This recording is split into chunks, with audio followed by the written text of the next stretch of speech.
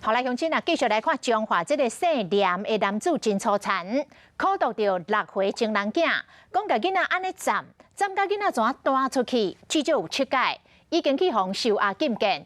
啊，讲这件家暴案，伊的情某总共报案报3届，一直到上尾啊1届，这个施暴者才去互抓起来。经立委黄国昌是质疑讲，因为这个姓廉的男子伫彰化家族啊势力真大，所以警方是轻轻啊来侦办这个家暴的惯犯。啊，警方嘛承认讲处理有欠点，承办这个案件3个员警已经互处分了。为什么可以对小朋友这么狠？甲姓廉嫌犯移送地检署，因为伊涉嫌拍真某个囡仔，伊担头无讲话，互警察甲压掉咧。今年3月，嫌犯斩6岁真人囝，拍人的过程叫真某录影片落来。12月初3，彰化警察真紧就抓到人，我看目甲压起来。他现在已经被羁押了，我还是很害怕。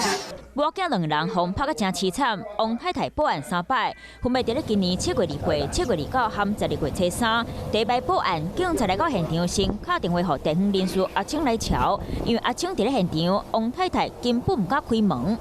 福建远警那拨打电话给同时跟王女还有碾男都熟识的庄姓友人也是新闻里面所提到的阿青到现场协助处理。派出所来了。鹿港警察公开7月2岁画面，讲上少5分钟拢无人来应，不过涉嫌拍人的嫌犯就徛伫咧边啊。地方人士阿青嘛伫咧现场，警察要找到人就离开，明显有过失。王太太2摆向警政署和鹿港分局投诉，佮去派出所打电话来骂，讲是安怎调去因主管。向内政部警政署还有警察局投诉的案件来做查办那这个案件也是有合予我们远警申诫的处分来现场处理的警察无找到人就走，一个警察互记新界，2个警察被互处罚。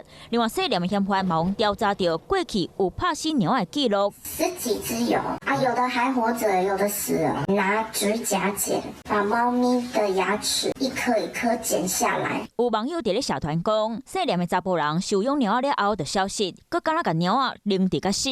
那据王女表示，剩下的8只被虐死。那相关的案情我们会去了解。彰化县动物园有所讲，会搁去因兜找证据。这个姓廉的嫌犯，毋但粗残拍母囝，搁涉嫌扔伫猫仔，伊的种种行为，互网友拢看袂做。